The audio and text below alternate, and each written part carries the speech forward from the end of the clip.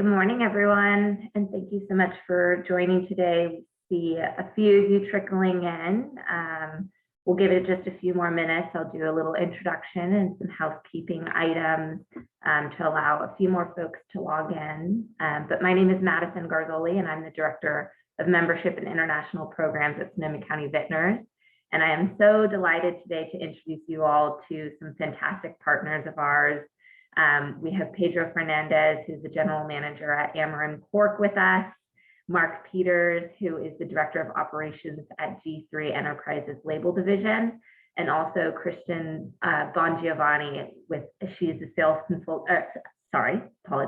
marketing consultant with Tricor Braun Wine Pack. So thank you all for being here. This is going to be such a great discussion, and really just appreciate your insights in advance. Before we begin, I'd like to again address some housekeeping items. This webinar is being recorded today. We will be posting it to our SCION playlist on YouTube, as well as distributing it via email for you all to review and reference back to. And the second item is that we really would like this to be as interactive as possible. So please direct any questions or comments to the Q&A function and the chat function below. And we will have a good amount of time at the end of the presentation to address these questions, and you will have all three representatives here to be able to answer those. So without further ado, I will turn it over to Pedro to begin his presentation. So thanks so much. Good morning, everyone, and a pleasure to be here with you today. Let's make sure that we're able to share this presentation with all of you. So a little bit about Amarin. Amarin for us means sustainable by nature. We are the world leader in cork products. And to give you a little bit more of insight about who we are the oldest company in continuous operation. We've celebrated last year 151 years in business. We're the world's largest cork processing company, family owned, 4 generations of family members in front of the business, with a unique particularity that we are a publicly listed company in Portugal, even though the capital distributor on the stock market is only 25% of the company. We are an export business located in Portugal, primarily focused obviously in every country where there is a wine industry. And I believe that is also worth mentioning that our investment into research and development is today an amount of about 9.8 million euros of continuous commitment to improve our product performance. The other indicators that we think are relevant is to give you an idea of the scope of our reach. We service worldwide approximately 27,000 customers. We are over 4,300 employees and have as partners in terms of supply chain over 2,500 stakeholders as well. But what does all this mean? Amarin is a vertical integrated company, and a lot of you might ask, what does that mean? That means that we manage the entire production process of all our corks, from the forest till the consumer. In our world, consumer, we interpret wineries like all of you here today. And we are diversified in the sense that even though cork stoppers represent about 70% of the value of the extraction of cork from the cork forest, we are capable of using every single piece of cork that we extract and have today within our manufacturing solutions and outlets for any product that does not meet the standards that are required to produce natural corks. And so nothing is wasted from the perspective of Amarin world. For the ones that are not as familiar, cork is the outer bark of a unique species of oak trees. It's called Quercus suberus. These trees live up to 200 years. And during that lifespan, they're normally harvested between 15 to 18 times. It's a very specialized work that I will hope give you a little bit of insight into it. Harvesting requires at least 25 years before the cork tree can be harvested for the first time. And then only in cycles of 9 years that activity is possible. We do not cut down trees. The trees do not fall. This is one of the most sustainable agricultural practices that you can imagine. Cork is also very unique in terms of characteristics and in terms of properties. And that's why it has been chosen for centuries as a sealing solution, but as well as many other applications to where today technology cannot economically, efficiently be able to support. Cork also comes out of cork trees, as I mentioned, and these cork trees are primarily located in the Iberia Peninsula, with about 7 million acres of land covered by these amazing cork forests, out of what Portugal represents close to 50% of that cork forest. But more than the things I just shared with you, I thought it would be interesting to share with all of you what does sustainability means for Amering with a very short video. So bear with me for a second.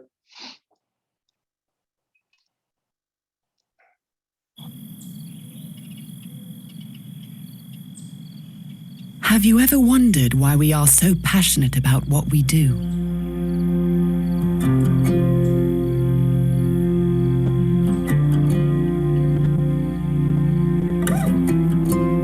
It isn't just because of our pride in the fact that we have been doing business for more than 150 years and that we benefit from knowledge accumulated over several generations.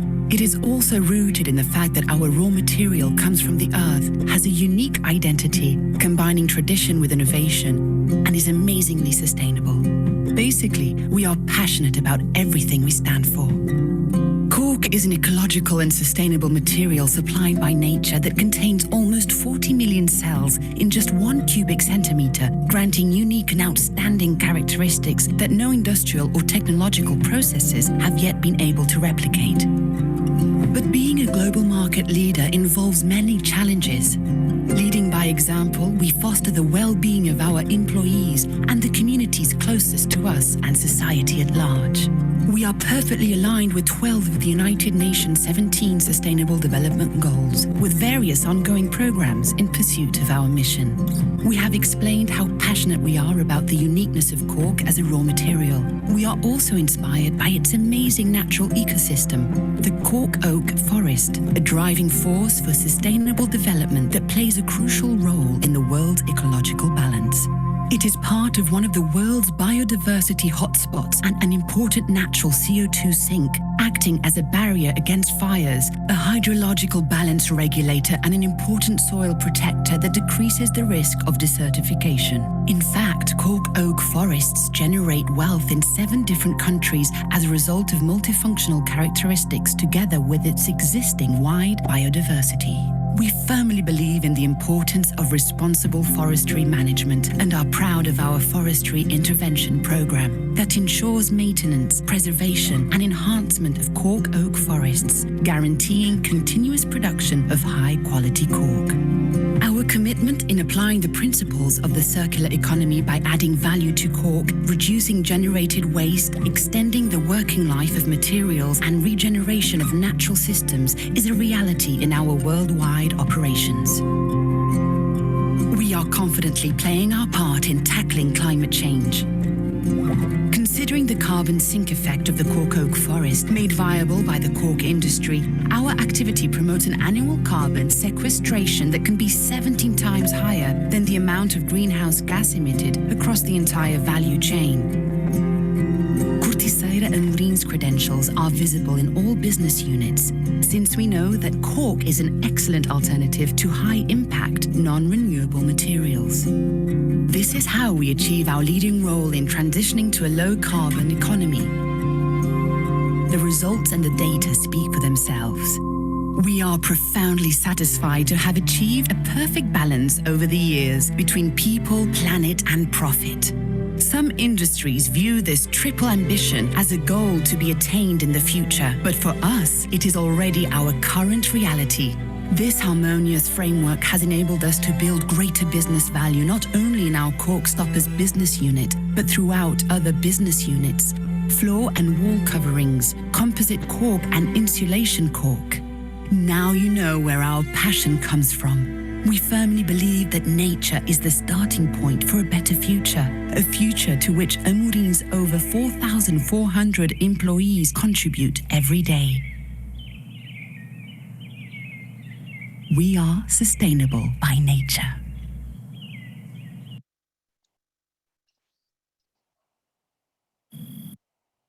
I hope this gives you an idea about what sustainability means for us, but sustainability is about sustainable development. And Amorim has started this journey not yesterday. We published the first peer-reviewed sustainability report in 2007 and have since then, every year, published a public sustainability report that we're happy to share with anybody, with a lot of our commitments, a lot of our improvements, and really trying to leverage a unique natural resource, which is these 7 million acres of cork forest that exist primarily, and I would say only because of wineries' commitment to continue to use cork.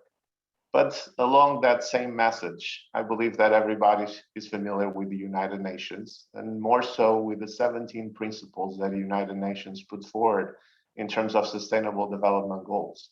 Amorim fulfills 12 of those sustainable development goals. And those sustainable development goals range from biodiversity and ecosystem services, from mitigation of climate change, from a circular economy model where nothing is waste, hence the importance of being vertical integrated and diversified within the same category, and really a commitment of zero waste.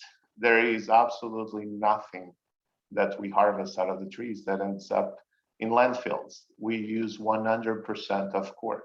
And even the cork after coming from your bottle of wine can still have a useful life cycle. If we can collect it, grind it, and incorporate it into new products, we're literally expanding the useful life cycle. Cork is biodegradable, and there's no harm to the planet if it ends up in a landfill. But we can actually expand the useful life cycle of that material. And what everything that I just said has to do with our industry, and in particular with the cork stoppers, it is the cork stoppers that support this entire ecosystem. And so Amorim Cork America, the North America division of Amorim, is obviously a company that is designed to focus and services the market in this territorium. It's a small business with approximately 50 employees that has a sales component and a customization part of the process. We operate in a 50,000 square foot facility located in Napa, California. And what we do here, obviously, is the branding, coding, and packaging of products that allows us to service all the wineries in the region and the entire country. In spite of our very vast product portfolio that ranges from very high-end natural corks to the most economical solutions out there, we do have a solution to fit every wine segment out there, from a cost standpoint, from a performance standpoint, and as well from a minimum order quantity. We service accounts that do a couple of cases, all the way to wineries that do millions of cases per year. We are not just focused in servicing a specific segment of the market. Our business is only cork, and so we are focused in servicing all of our customers with the same service level and attention, and that's very important to all of us.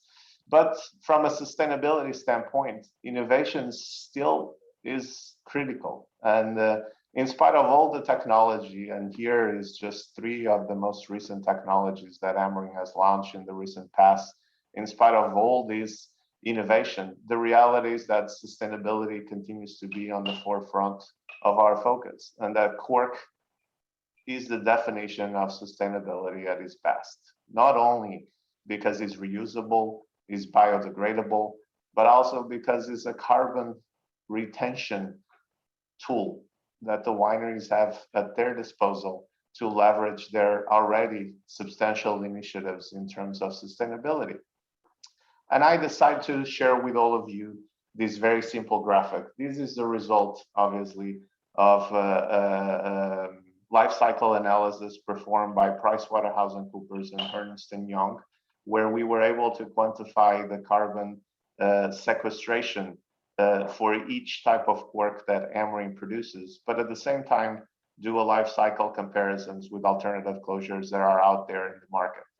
And I think from a tool standpoint, when you compare the decision that you have to make by using alternative closures like aluminum screw caps or even synthetic closures, you do have an option to have an impact on all the sustainability initiatives that you have inside the winery. And by using a simple natural cork, you are offsetting your activity for each single cork with 309 grams of CO2 capture. If you use different kinds of corks, you will have different types of impacts. But this is a fantastic tool.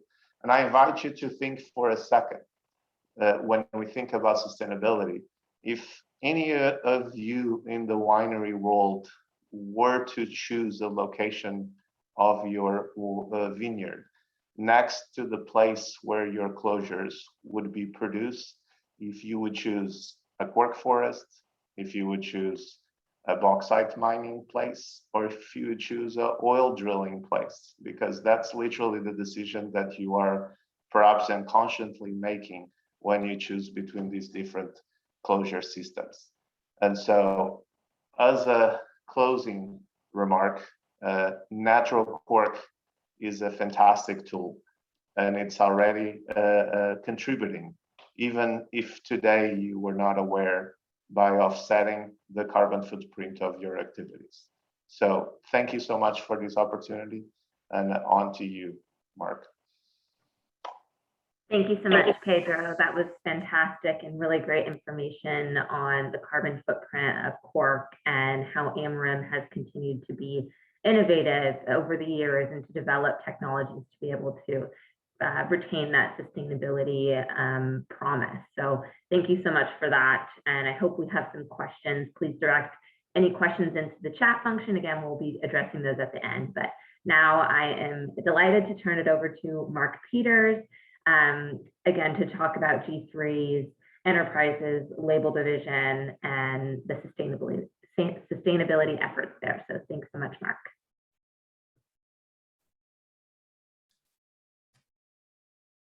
Okay, thank you. Thank you so much. And it's great to be here this morning and speaking with everyone.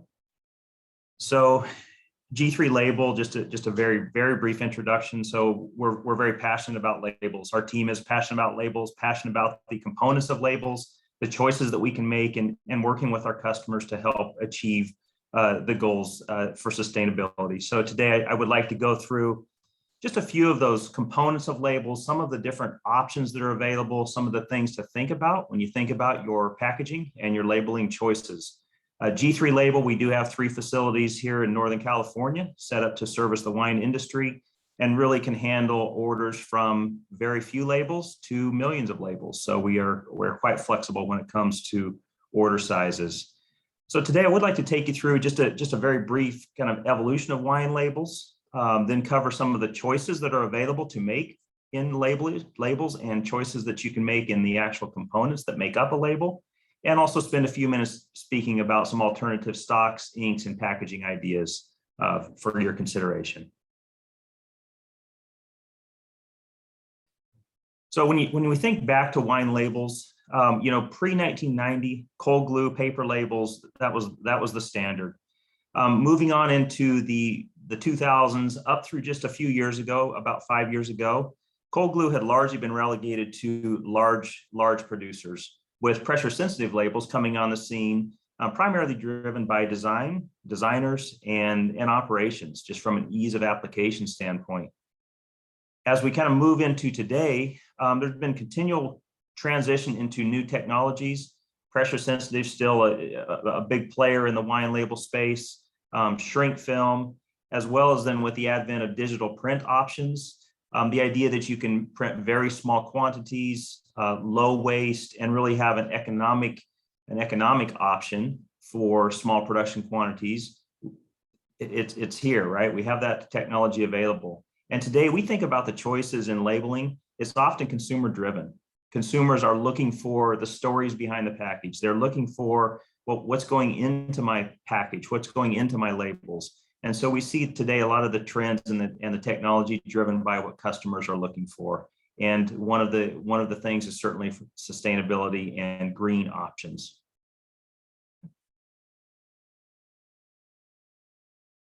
We like to think about labels and sustainable packaging. It's not just good for the earth, but it is great for your brand. It's a story you can tell. Some of the studies here that you can see, key points for consumers: environmentally friendly packaging, recycling, the ability to recycle a package, a product that's environmentally friendly. And then when we think of sustainable habitats and resources, do we have a life cycle that can continue to sustain these ideas? And then ethical and charity considerations as well. The study did find that 87% of consumers, they do prefer and consider the eco-friendly packaging when they're making purchase decisions. And more, the sustainability and the eco-friendly conversation continues to come to the forefront.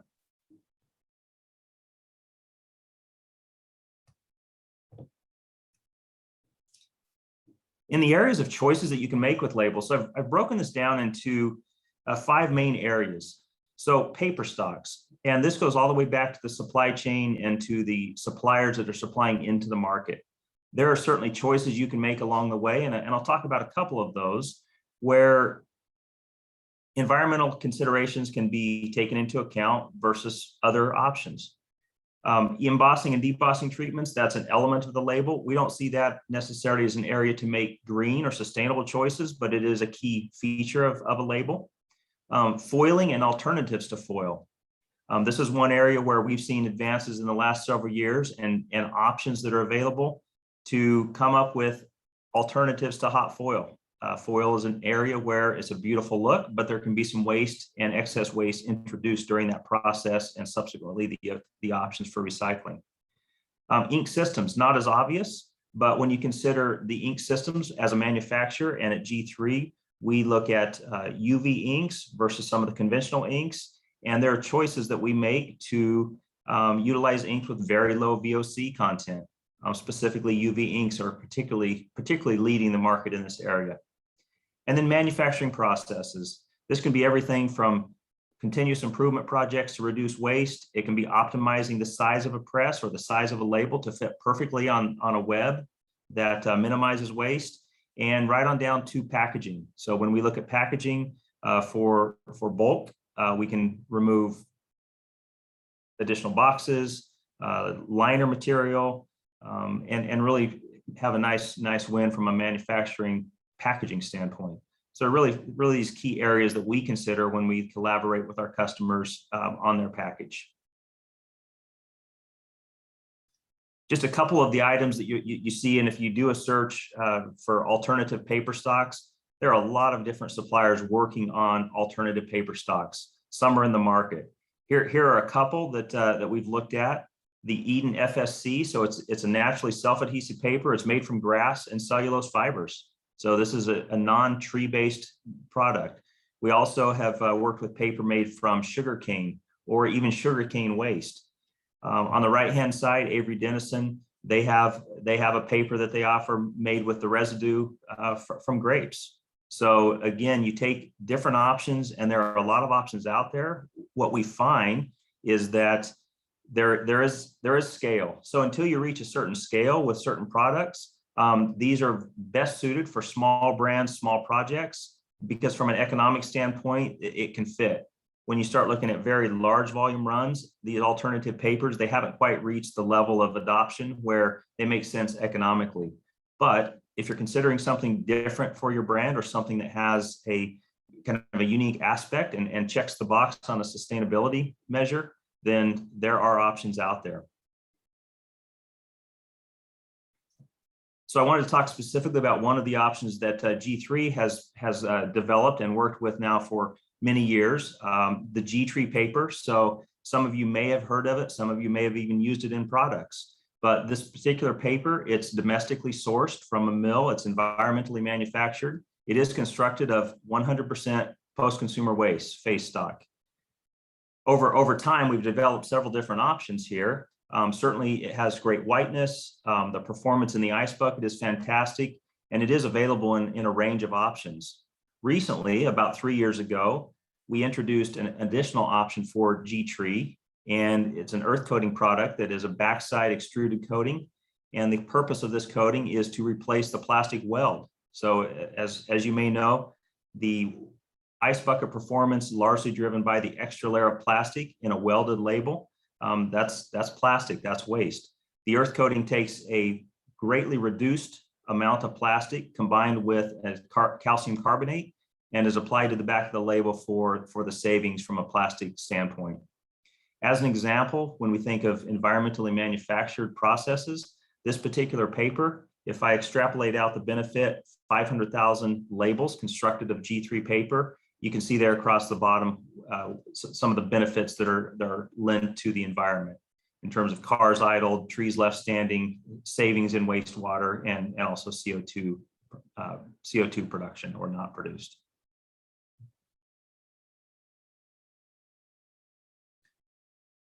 Another product with sustainability in mind is this is a virgin white paper stock, but it is produced in partnership with the same mill that produces G3. And the fiber is sourced responsibly, it's chlorine-free, and it's also eco-friendly. So it has a wet strength primer instead of that plastic weld. So again, these are two products where we are looking to take standards today, standard weld material, and come up with solutions that reduce or eliminate the plastic or the amount of plastic in that package. This particular paper, it does excellent performance, excellent embossing depth, consistency, and retention. So we're excited. This is brand new for us, brand new to the market. And we are excited to offer now the G3 100% PCW paper, along with this new Sierra White paper as well.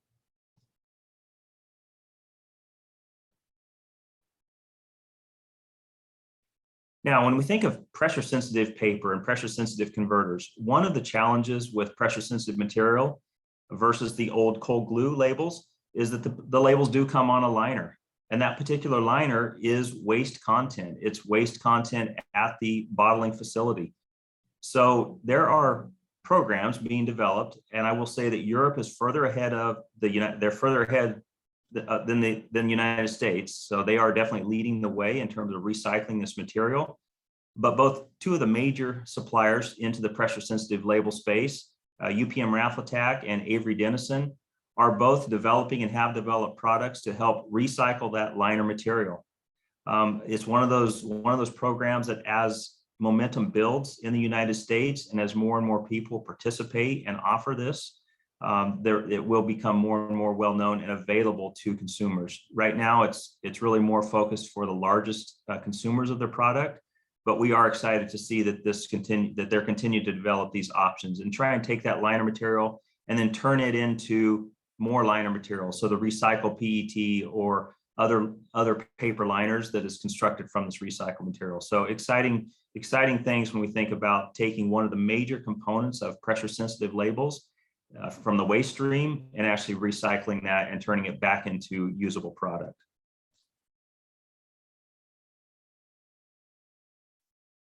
I mentioned digital print a little bit earlier when I first introduced the talk. And the great thing about digital printing and the advent of the technology, so one, it's well suited for short production runs. This is something where traditional analog printing options really aren't suited for small production runs. So if you're on this call, you have a product that's smaller or it's a smaller boutique type winery, then this can be a great option. The quality is excellent from a waste perspective and an environmental footprint perspective. It's very good. It just, the waste produced per job, per label is quite low when you compare it to the various analog technologies, flexographic and offset printing. It does allow you to change direction quickly, so choices can be made and adjustments can be made very quickly. From a brand integrity standpoint, the quality is excellent. There are several different digital printing platforms out there. G3 happens to use the HP Indigo platform, but there are great platforms out there that provide offset quality print for your labels. And from a servicing standpoint, it is available. You can really be nimble and agile from a just-in-time perspective and delivery of labels.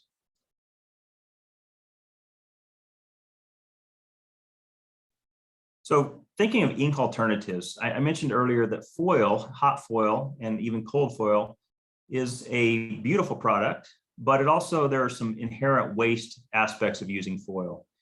As you use a roll of foil, you take very small sections of that foil and you apply it to the label, and then the rest is waste.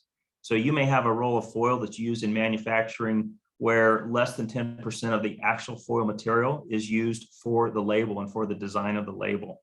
So in certain situations, we suggest ink alternatives. It may be a vintage date that changes each year. It may be an element of the label that has an overprint in color. It may be a certain design that lends itself to a foil alternative and the use of an ink to replicate that foil. There are a lot of options to choose from, and this is where the two-way conversation, the collaboration with our customers is key. We see this as an environmentally friendly alternative to foil. There are various types of ink, various ways to think about ink, and different design features that can be explored.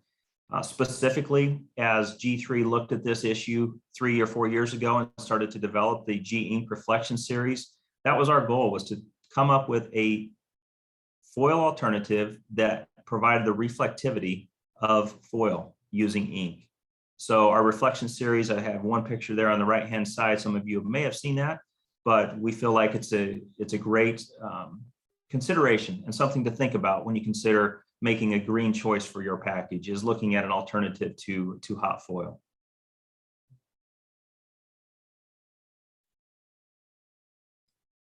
Not to leave out cans. So from a can perspective, continues to grow greatly and projected to continue to grow. In the wine space, it's starting from a small base, but growing rapidly. And when we think about can labeling, pressure sensitive labels, digital label printing applied to cans, and then shrink sleeves. So there are several options there. For G3, we're in the PS label business, so we certainly look at the solution from a pressure sensitive standpoint. And the other pieces and elements that I spoke of earlier, whether that's the selection of paper stock, what you do with inks and coatings, the manufacturing processes, they certainly all apply to labeling cans as well.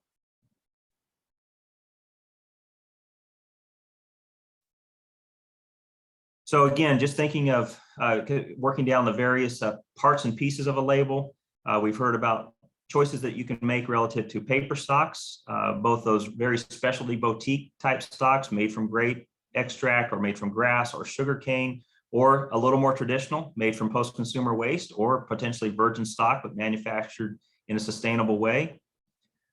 We've heard a little bit about foiling and alternatives to foil, so something certainly to consider. Ink systems, something as well that we take great pride in, and in location here in the Central Valley. The air requirements are quite strict, so this is a very keen area of focus for the label division to maintain very low VOC outputs and use inks with very low VOC output. And then manufacturing processes, again, it may be optimizing the web width, it may be working to develop alternative packaging that reduces the use of corrugate, any number of things that can provide benefits from a manufacturing processes standpoint. And I would just call this out. I mean, this is really my takeaway here, is as a label provider, make sure engage with your label provider early in the process. There are suggestions that can be made, and through that collaboration process, I truly believe that's the best way to arrive at a package that fits the needs of the brand, checks the boxes and fulfills any sustainability goals that the project or the companies may have, and really in the end, showcases your product. So that would be my urging, is collaborate, discuss, talk to your label provider, and determine which options are available and which choices that can be made during this process to come out with a package that fits the objectives for your company. So thank you. It's great to talk to all of you today. My contact information is below, and this presentation will be going out later. So if there are further questions, I'm certainly available. Thank you very much. Thank you so much, Mark. That was fantastic. I love that you brought in some statistics on, you know, the 87% of consumers prefer an eco-friendly package. And I think having that consumer mindset and thinking about the consumer and everything that you do and your team does is extremely important. So appreciate your insights and information about the various ways that wineries can be more sustainable and learn how to be more sustainable in those different areas. So appreciate that so much. Sure, thank you. And now I'll turn it over to Kristen Bongiovanni, the marketing consultant at Tricor Braun. She will be sharing some really great insights with us today. So I'll turn it over to you, Kristen.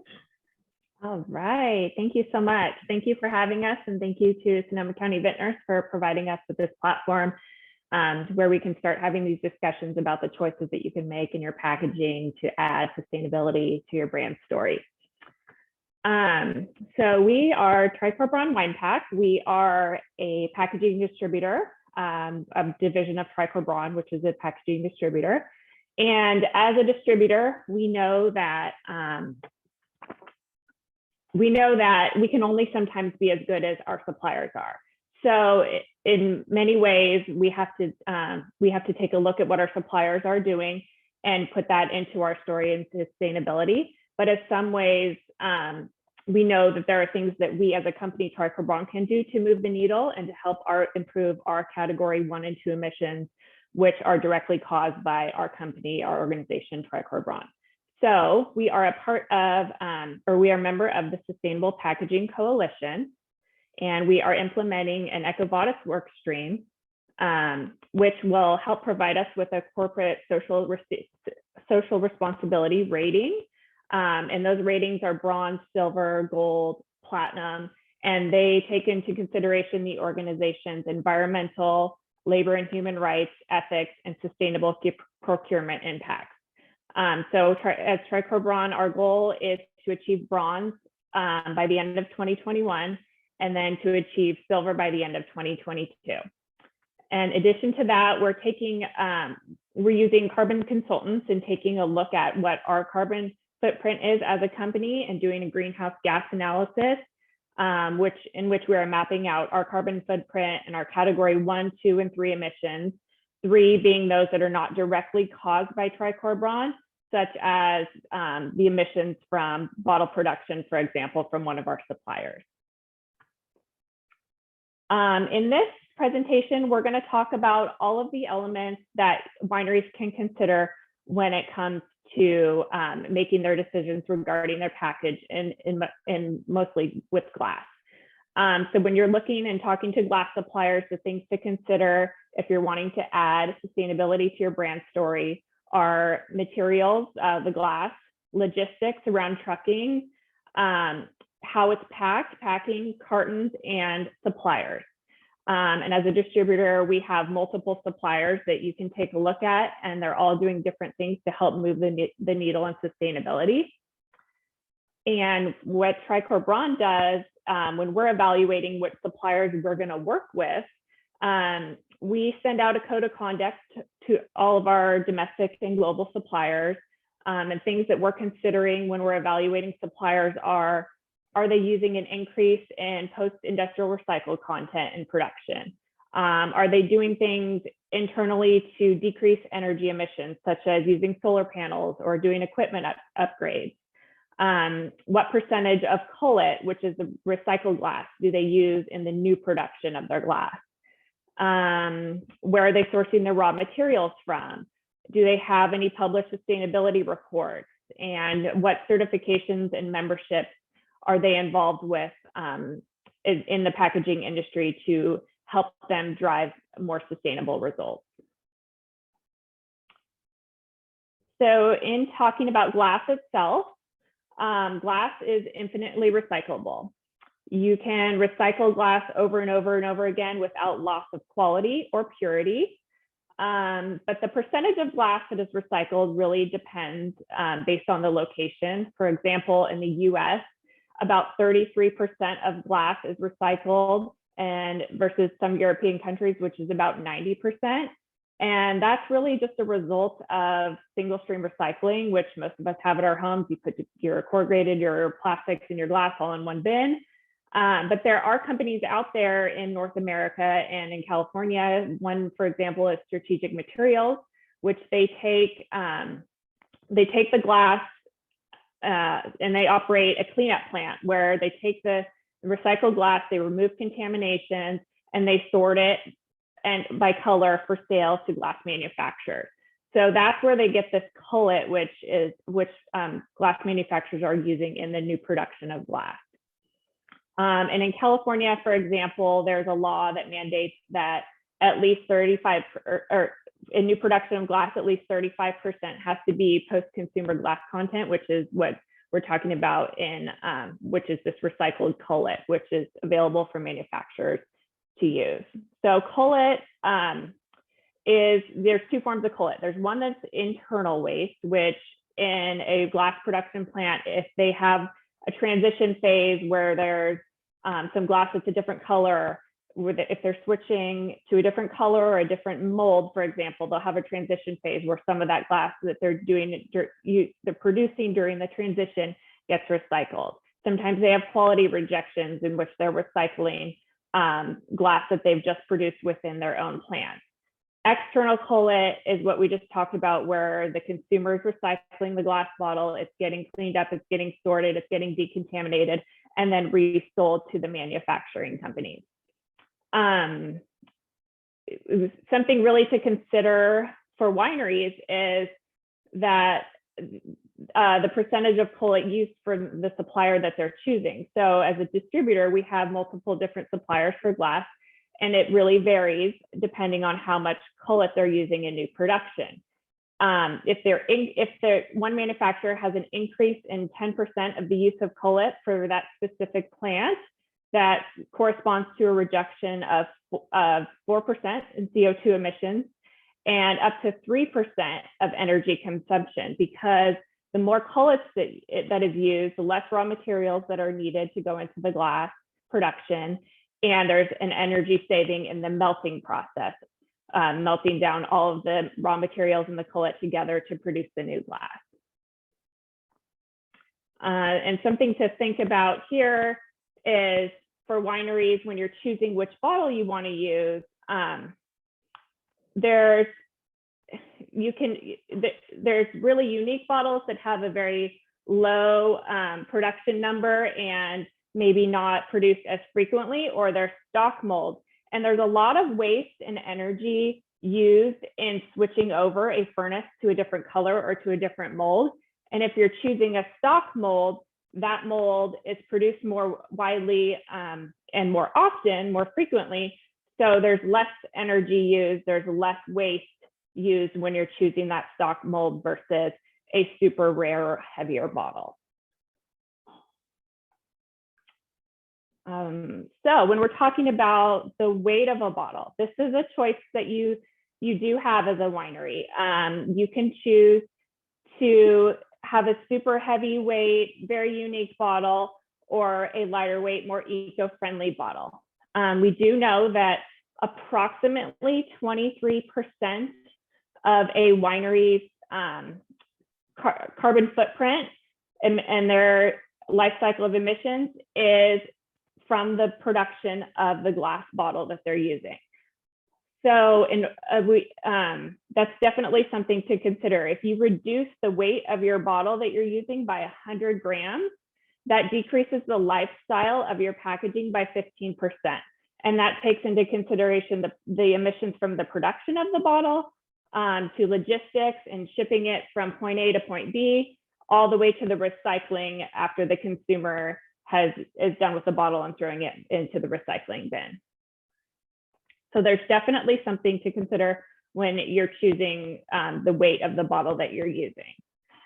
And most glass suppliers will have an eco line. Here's, for example, what Tricorbron's eco line is, of these lighter weight bottles that are more eco-friendly and more sustainable. So now let's get into a little bit about logistics. How your wine and glass is transported can have a greater influence on your overall carbon footprint versus how far it is transported. So if you're considering something that was possibly produced in Asia or overseas versus something that was maybe produced in Texas, for example, shipping the bottle from Asia or overseas on an ocean freight carrier has less emissions than shipping the bottle from Texas to California on a truck.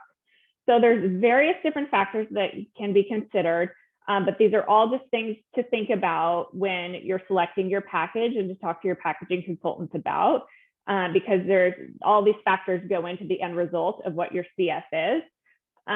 So these are things that Tricorbron is thinking about as well. We are doing a flock freight pilot, which is a shared truckload shipping system. We consider truckload versus LTL if we are scheduling a half of a truckload to go to a winery customer in Sonoma, and we have another customer who needs their packaging on the same day. We try and combine it into a truckload if we can, because that's going to save us on emissions. So there's definitely things that you can consider when you're selecting your supplier for glass and where it's coming from and how it's being shipped. These are all things that have an impact on the end result.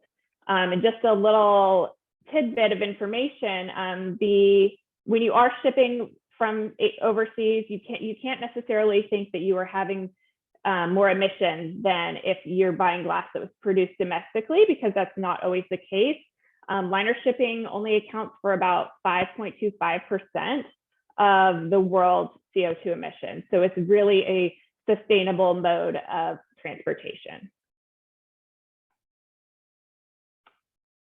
And then another thing to really consider are the packing of the glass and the carton that you're getting it packed into. So these are definitely conversations worth having with your packaging consultants. Like, are you getting custom cartons versus stock cartons?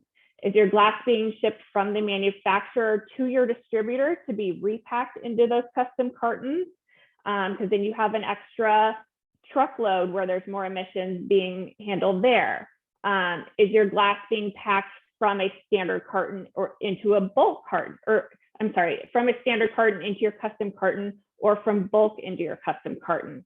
There's waste associated with repacking from standard carton into a custom carton, and there's definitely more production emissions being taken into consideration there as well.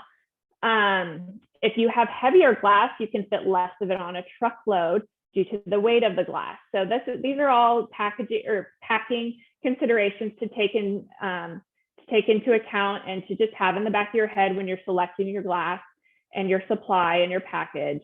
Do you have special stacking requirements or load requirements for your deliveries? Maybe you can only take it five stacked high instead of 7 stacked high. So these are all just things to consider when you're looking at your overall impact as a winery. And as far as cartons, do you have custom or do you have standard? There's more production emissions when we're printing cartons and lower quantity of cartons that are custom printed versus just having the standard content cartons. And then also, are you considering what corrugated style or flute that you're using? Maybe what you're using is thicker than the minimum requirement, so you could save a little bit there on emissions in production and materials generated to create those thicker corrugated boxes. And lastly, just to kind of wrap up, we know there's a lot of factors that go into trying to add sustainability into your brand story, especially when it comes to what glass bottle you're using. We know that there's a consumer perception about a heavier weight bottle, maybe that corresponding to a wine that is a little bit more higher end or reserve. There was a survey that was a packaging survey that was published by Wine Business Monthly in 2020 that stated that the #1 reasons that wineries had not switched to a lighter weight, more eco-friendly bottle was consumer perception, and we understand that. So there's several different factors that you can consider when looking to move to a more sustainable package.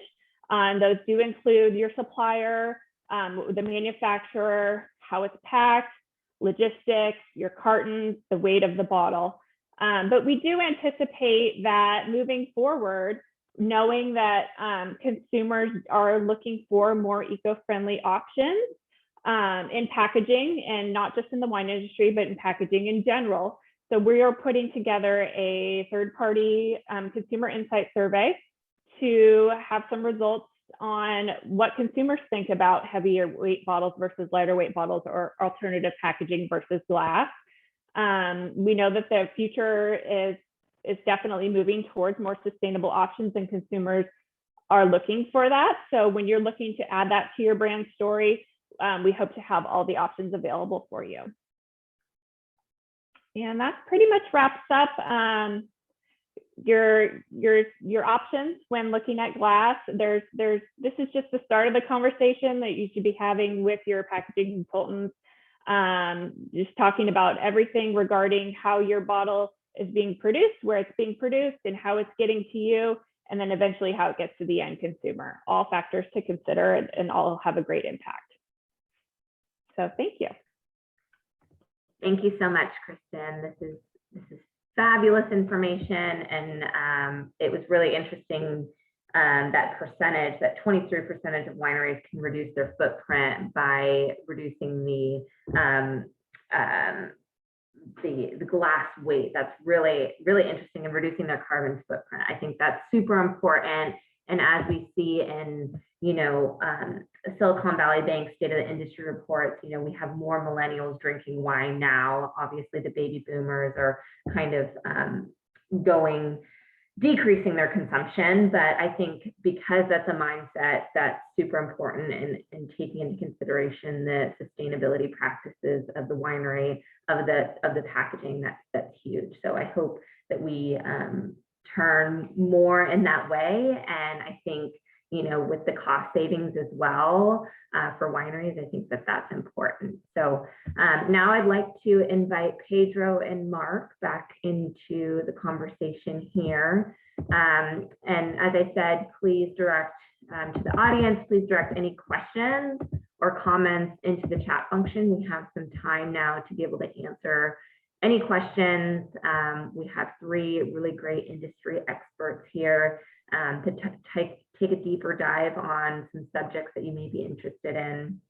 And so please direct those in the chat and the Q&A function there. But we can start off with a few comments and questions that I have over here.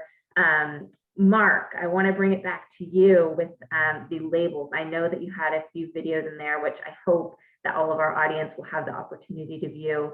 The ice bucket challenge is really awesome to see how the label, the G-Tree label, withstands, the water impact. I think that that's so amazing. And so I'd love for you to just talk a little bit more about those products and their performance over time, because I think that's such an important part of G3's production, and a great product there.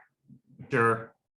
Yeah, the interesting thing and I'll speak specifically to G-Tree, the interesting part of that story and kind of the journey and development of that particular product, it wasn't initially developed to perform in an ice bucket. It was really kind of a fortunate discovery that was made during the process of developing a 100% PCW paper with a surface that was suitable for printing and for fine printing for wine labels. It was important to have a smooth surface. It is an uncoated stock, but it's a very, very good face sheet for printing, and it really served our purposes. So about 7 years ago, as that product was being developed, it was purely coincidence that samples were applied to bottles as we were doing internal testing. We liked what we saw from a printing standpoint. It seemed like a great product. and those sample bottles were placed in a harsh environment, ice bucket, and we realized that the paper itself and the combination throughout the manufacturing process is quite hydrophobic, and it just resists the uptake of water. And so instead of turning gray, it maintains a very white look. That was further enhanced with the application of the plastic weld material behind it. Then in more recent years, knowing that the weld material itself, there's a cost there. And then from an environmental standpoint, it isn't the best choice. It's a good performing option, but it isn't the best choice from a sustainability standpoint. We licensed the earth coating technology to apply to the back of the G3 material to reduce the amount of actual plastic in the package. So it's not gone 100%, but we are actually working on a bio-derived version of that earth coating to actually take the entire plastic out of the package. So interesting development of the product, and again, kind of a fortunate discovery made through testing, where we realized that it really does stand up well in the ice bucket, cold box, and in that type of environment.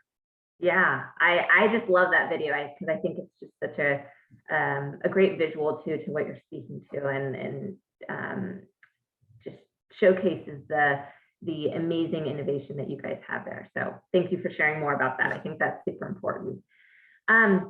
I would love to touch too, just for our vintners that are here, on, our membership with Sonoma County Vintners. We have just over 200 or just under 250 member wineries. And, a majority of them are under 6,000 cases. And so really, they want to become more sustainable with their product choices, with their vineyard choices as well, being, organic, biodynamic, and implementing all the practices that they can. And, because of their production levels, maybe trying to have cost-effective choices when it comes to cork, when it comes to glass, when it comes to labeling. So I would love if we could kind of go round to each one of you to give your, I know, general recommendation on, a specific product. I know there's many different cork options, Pedro, that you could speak to, as well as the labeling as well. And then Kristen, maybe talking more about your Tricor Bond's eco products for the glass. So I'll start with Pedro, and then we'll go to Mark and Kristen, if that's all right. Sure, Madison, and thank you for the question. I hope that I was able to present during the quick introduction early on that the fact that the cork is carbon negative, and so no matter or independently of the product that you choose, you're somehow already directly contributing to your sustainability efforts just by the simple fact that every single cork as a carbon retention equivalent contribution. Now, when it comes down to the ranges of products and the type of closures that we offer, within our cork portfolio, we obviously have solutions to fit every type of enological specification of each winery. And you mentioned the size of the wineries and the scale of the operations. I think I mentioned early on that we really do not have minimum order quantities. We can service from one single large format cork all the way to 1 million cork order that is perfectly within the realm of our capabilities.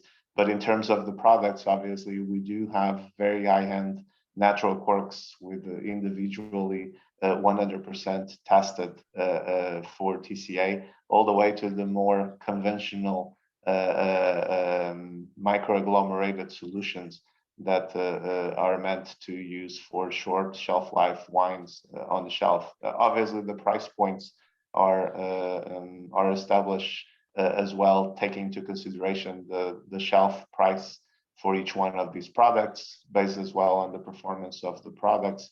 But I think that there's always a solution for each style of wine.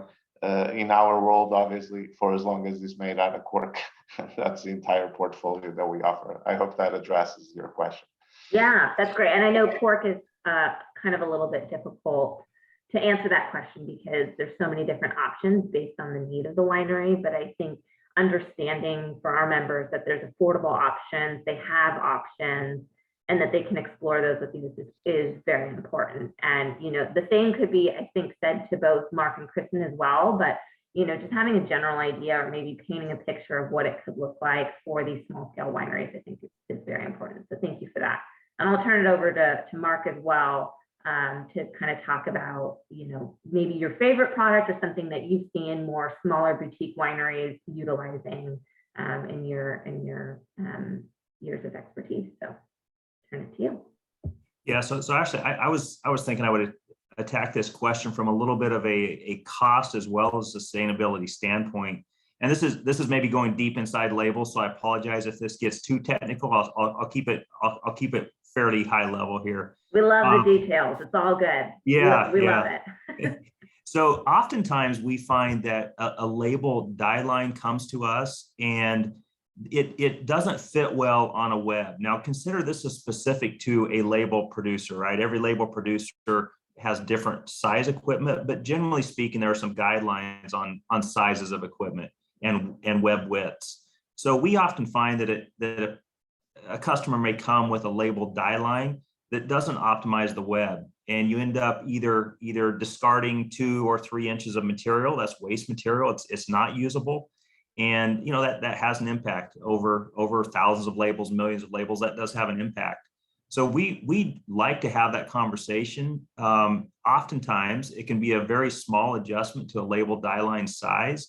And we find that not only it optimizes the equipment, so cost, right? So it optimizes from a cost perspective, but it may also optimize the actual web width from our supplier. So instead of ordering web widths from our supplier that leave them with offcuts and with waste material, they're able to utilize their entire master roll. We're able to utilize the entire subset of their master roll, and therefore there's less material going into the recycling or the trash bin, depending on the type of product it is. So again, it's a collaboration, it's a discussion to have. I know that's kind of inside label, but just it applies really across the board, no matter what technology or what type of label you're printing. That's great. Thank you so much for that. And Kristen, I'll turn it over to you as well. You know, just talking maybe a little bit more about your lighter glass bottles. I think that is maybe of interest to our vintners too, exploring those options, and kind of your take on that. Yeah, so fortunately, in most cases, the lighter weight, more eco-friendly bottles that we have in our stocking program are going to correspond with a lower cost as well. We are stocking those bottles. They are in our warehouse ready to ship. And as the minimum order is just 1 pallet of glass. So with those stocked options, we're experiencing a reduction of production emissions because we're producing more at one time. There's less turnover on the furnace as far as color change and mold change. And then there's just overall producing a lighter weight bottle that's less production emission and less CO2 emissions from logistics. So our warehouse is in Fairfield. It's not far to ship a truckload of glass from Fairfield to Sonoma County. So the stocked eco-friendly line that we have, it is our most cost-effective in most cases. They do come in the standard white content cartons versus if some wineries like to have printed custom cartons. So your stock content cartons for the eco-friendly line will be the most cost-effective in most cases as well. But we're also looking at the future and what it holds for packaging, because there are also other sustainable options out there. There's up in Oregon, we're doing a pilot with a winery who's using PET bottles that look like wine bottles. And you look at a picture of these, it looks like a wine bottle, but it's not. And this is all tied into the single-use packaging laws that California and Oregon and some other states are starting to implement.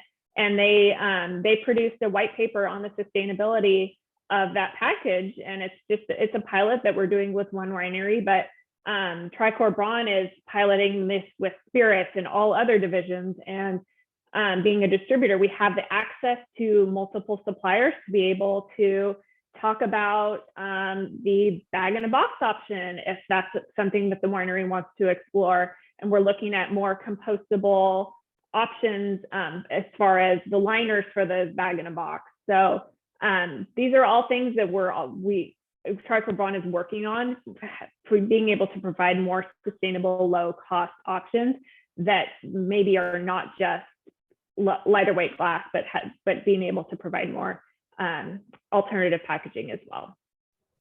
That's great. And, you know, we're only going to get greener from here, I think, with the wine industry, with, you know, across all industries, everyone is turning to a more greener, more efficient, more cost-effective way. So I think all three of you have provided such great insights on what you all are doing and how wineries can take advantage of the many services that you provide and products. So I think today's discussion was fabulous. And again, I'm so thankful for you all being here and sharing your insights. I am excited to be able to share this with our members, as well as your fantastic resources. If anyone watching is interested in learning more about the sustainability efforts, all three of the websites, G3, Tricor Braun, and Amram Cork, have fantastic resources, as well as the presentation today, and the recording of this will be available. So I'd like to thank the audience for attending today, and again, our wonderful panelists. So thank you so much, and we look forward to you know, a greener future. So thank you.